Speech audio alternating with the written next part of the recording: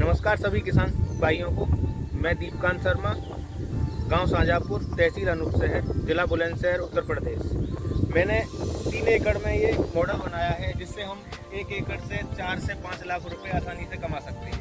जिसमें मैंने फसलों का मैनेजमेंट किया है 4 फसलों का। 4 फसलों के साथ में प्याज, सरसों, गन्ना और काला गेहूँ लगाया है। तो जैसे इसमें आपने ये 4 चीज़ें लगाई हुई हैं, तो इसके पीछे क्या सोच है? मेरी सोच है कि आजकल एक ही खेत से या एक ही फसल से हम सारी चीज़ों की पूर्ति नहीं कर सकते। बढ़ती महंगाई के कारण देखते हुए हमें ये सोचना पड़ेगा कि हम कैसे अपनी फैमिली के लिए ठीक तरीके से हम उनका भरण पोषण कर सकते हैं। तो एक ही खेत से हम भरण पोषण नहीं कर सकते। इस चक्कर में मैंने ये मॉडल की शुरुआत करी है कि 1 एकड़ से हम 2 से 3 लाख रुपए कमा सकते हैं। नॉर्मली किसान 1 एकड़ से 60-70 हज़ार रुपये कमा पाता है। मैं यहाँ पर 1 एकड़ से 4 से 5 लाख रुपए निकालने की बात बताऊंगा। तो दीपकांत जी ये बताइए कि आपका जो ये पूरा प्लॉट है ये कितने एकड़ का है? ये पूरा प्लॉट 3 एकड़ का है। और इसमें 3 एकड़ में आपने क्या क्या लगा रखा है? ये मैंने इसमें सरसों, गन्ना। सरसों कौन सी लगा रखी है आपने इसमें? सरसों मैंने इसमें पायनियर की सरसों लगा रखी है। काली पीली? काली और पीली दोनों। काली और पीली दोनों है। अच्छा, इसमें जो आपने गन्ना लगा रखा है वो कौन सी वैरायटी लगा रखी है? वो मैंने 18 वैरायटी है, गन्ना की 18 वैरायटी है, जिसमें मैंने C0 118। C0 118 मैंने ये गन्ने की वैरायटी इसलिए लगाई है। C0 इसमें गुड़ बहुत अच्छा बनता है हमें, क्योंकि गुड़ ही बनाकर बेचना है। तो जैविक किसानों को गुड़ ही बनाकर बेचना चाहिए, तभी उनका अच्छी तरीके से पड़ता आता है। अच्छा, इसमें जो आपने गेहूँ, मेरे को 2 अलग अलग तरीके गेहूँ दिख रहे हैं, वो कौन कौन से हैं? ये गेहूँ 2 तरीके के हैं। ये इसमें 303 वैरायटी का गेहूँ है। ये वाला मैंने कंपैरिजन करने के लिए लगाया है दोनों साथ में। ये काला गेहूँ है। काला गेहूँ कौन सा है? ये काला गेहूँ है, ये बीच में। ये काला गेहूँ है बीच में।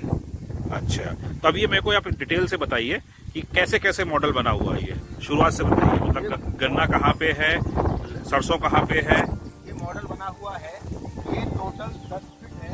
इसमें 10 फीट में मैंने सरसों लगा दी। इसके नीचे 10 फीट में मैंने 8 लाइन गन्ने लगाया है। 8 लाइन में जो गन्ने 10 चूरी से गन्ना बोया था और उसमें 2 फीट का गैप दिया है। 8 लाइन गन्ने के बाद में फिर मैंने 8 फीट की जगह यहाँ पर छोड़ी हुई थी। फिर इसमें मैंने गेहूँ डाला है। दिसंबर में मैंने गेहूँ डाला था, दिसंबर 10 में। और इसके बाद में मैंने यहाँ पर जो मेड़ बची थी, ये मेरी मेड़ 3 एकड़ के खेत में लगभग 2.5 बीघा जमीन बचकर निकल कर आती है। और जो गेहूं की जमीन है वो लगभग 7 बीघा बचकर आती है मेरे पास में निकल कर। और जो गन्ने और सरसों की जो जमीन है वो लगभग 10 बीघा गन्ना और सरसों में बचती जमीन। तो ये टोटल ये प्याज लगा हुआ है यहाँ पर, ये प्याज है। तो इसमें हम लगभग 2.5 बीघा में अगर हमारी प्याज 10 कुंटल बीघे की भी निकलती है मिनिमम, और मैक्सिमम 20 कुंटल बीघे की जाती है, तो हमारी लगभग 40 कुंटल प्याज निकल जाती है। और 40 कुंटल में हम अगर मिनिमम 10 रुपये का रेट भी मिलता है हमें, तो 40 से लेकर 50 हज़ार रुपये की प्याज निकल जाती है यहाँ से। और गेहूं का जो एरिया है वो 7 बीघा है, और मिनिमम 3 कुंटल बीघे का भी गेहूं काटते हैं अगर। तो आप ये कह रहे हैं कि जैसे आपका 3 एकड़, मतलब जैसे हमारे यहाँ पे 6 का बीघा 1 एकड़ में होता है। जी। तो 18 एकड़ में गेहूँ कितना है? गेहूँ 7 बीघा में है लगभग, और 10 बीघा में गन्ना है। और तो बीच की मेड़ों में जमीन आ रही है लगभग 2.5 बीघा। बीज की मेड़ मतलब 2.5 बीघे में आपने प्याज लगा रखी है, 10 बीघे में गन्ना है, और उसी 10 बीघे में आपका लेटा लगा हुआ है, गन्ना लेटा। और आपके 7 बीघे में गेहूं लगा हुआ है। गेहूं की 2 वैरायटी लगी हुई है। बहुत बढ़िया दीपकांत जी। तो इससे आप कितनी उम्मीद कर रहे हैं, कितना गन्ना गेहूं निकल आएगा? मैं उम्मीद कर रहा हूँ लगभग 3 कुंटल मिनिमम निकलना चाहिए गेहूँ। 3 कुंटल पर बीघा मिनिमम निकलना चाहिए। तो जो ये आपने काला गेहूं लगाया है, किस लिए लगाया हुआ है काला गेहूं? काला गेहूं मैंने इसलिए लगाया कि इसमें प्रोटीन की मात्रा अधिक है। बट कोरोना काल में हमने देखा है कि इम्यूनिटी पावर ज़्यादा होनी चाहिए, तो इस गेहूं की इम्यूनिटी पावर भी बहुत अच्छी है, और ये रोग प्रतिरोधक क्षमता बढ़ाता है। तो इस वजह से मैंने सोचा कि कोरोना काल को देखते हुए कि इसमें काला गेहूँ डालना चाहिए, लोगों के लिए अच्छा खाने को मिलेगा, जैविक है, शुद्ध है। तो मैंने यही मेरी सोच। अच्छा, ये एक चीज़ बताइए, मैंने सुना है कि काला गेहूँ डायबिटीज़ में बहुत फ़ायदा करता है, क्या सही है? बिल्कुल सही बात है। ये काला गेहूँ डायबिटीज़ में बहुत फायदेमंद है। इसमें शुगर की मात्रा बिल्कुल भी नहीं पाई गई है, और यही है। अच्छा, ये बताइए, जो ये आपने बीच में गन्ना लगाया हुआ है। ये गन्ना टोटल कितने बीघा है? ये टोटल अगर देखा जाए जहाँ जहाँ जिस एरिया में गन्ना लगा हुआ है। हाँ, गन्ने का जो एरिया है वो 10 बीघा में है गन्ना। 10 बीघे में। हाँ, और ये एक 10 फीट में आपने 10 लाइनें डाली हुई हैं। 8 लाइन डाली हुई हैं। तो आप इस 10 बीघे गन्ने से क्या उम्मीद रखते हैं? मैं उम्मीद करता हूँ कि ये लगभग 100 कुंटल बीघे तक गन्ना जाएगा, क्योंकि हमारे पास 8 फीट इधर जगह खाली है, 8 फीट उधर जगह। गेहूँ क्योंकि हार्वेस्ट हो जाएगा अभी 15 दिन के अंदर, तो यहाँ से हमारी हवा पास होगी दोनों तरफ से, तो गन्ने की मोटाई बढ़ेगी। तो इस वजह से ये 100 कुंटल बीघा से ऊपर जाने की पूरी उम्मीद है, क्योंकि मैं पहले भी काट चुका हूँ इतना गन्ना, 80-90 कुंटल तक पहुँच गया था। लेकिन ये मेरा अलग तरीके का मॉडल है, तो उम्मीद है कि 100 कुंटल बीघे तक ये मॉडल जाएगा। अच्छा, एक चीज़ ये बताइए कि जैसे अभी आप गेहूँ काट लेंगे, तो इस गेहूँ काटने वाली जगह पे आप क्या करेंगे? मैं यहाँ पर हल्दी की बुआई कर दूंगा।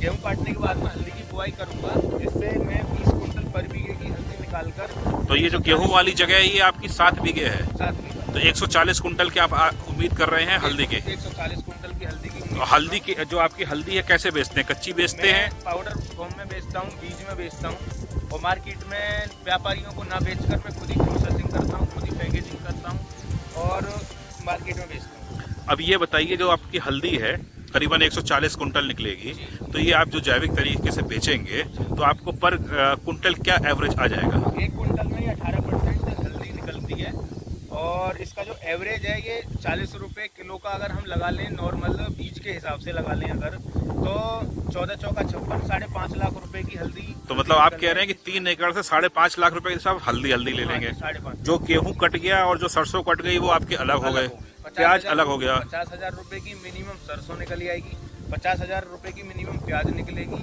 बचा गेहूँ गन्ना हमारी FD कहलाएगी। गन्ना को अगर हम मल्टीप्लाई करते हैं 18 बीघे से, और 18 की मल्टीप्लाई अगर 100 कुंटल में करें तो 1800 कुंटल लगभग गन्ना निकलेगा। और नहीं, लेकिन आपका तो जो गन्ना है ये तो सिर्फ 10 बीघे में ही लगा हुआ है ना? 10 बीघे में लगा हुआ है, लेकिन इंक्लूड भी 18 बीघे में होता है, क्योंकि ये मैंने मॉडल इस हिसाब से बनाया। गन्ने की लाइन है इसमें इतनी ही रखी हुई है, गन्ने की लाइन जितनी 18 बीघा में आती है इतनी ही लाइन इसमें आई हुई है। वह उसकी मैंने फसल मैनेजमेंट कर दोनों तरफ से इसका हवा पास के लिए मैंने दोनों तरफ से 8 फीट का गैप छोड़ा है, इसलिए। अच्छा, तो अब ये बताइए कि जो आपने जैविक तरीके से बुवाई करी है ये, तो इसमें अब तक आपने जब बुवाई कर रहे थे गन्ने की और जब गेहूं की, तो आपने क्या क्या चीज़ का इस्तेमाल किया था? मैंने जब इसमें गन्ना बोते वक्त में मैंने इसमें सड़ी हुई गोबर की खाद डालने के अलावा इसमें वेस्ट डिकम्पोजर और जीवामृत का पानी चला दिया था।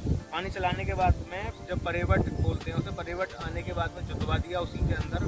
जुतवाने के बाद में जब मैंने गन्ना बोया, गन्ने में ट्राइकोडर्मा और जीवामृत में ट्राइकोडर्मा के साथ में बुवाई कराने के बाद में गन्ना उग गया। गन्ने के बाद में फिर जब मैंने सरसों बोई है, सरसों में कुछ नहीं लगाया उस टाइम पर।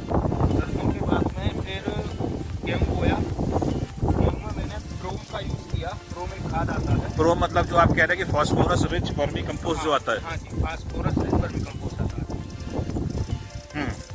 उसके बाद में फिर मैंने जब गेहूँ ड्रिलिंग पर था, तो गेहूँ में ड्रिलिंग के लिए मैंने इसमें के वक्त एक बीच में और एक जब इस पर बाल आनी स्टार्ट हुई, मैंने 3 इसमें सागरिका की स्प्रे करी हैं, और इसमें पानी के साथ में कल्चर छोड़े NPK कंसोर्टिया के और फास्फोरस के।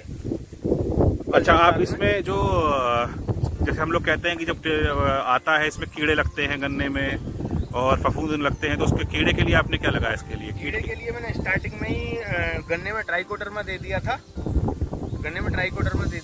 ट्राइकोडर्मा तो फफूंदी नाशक हो गया।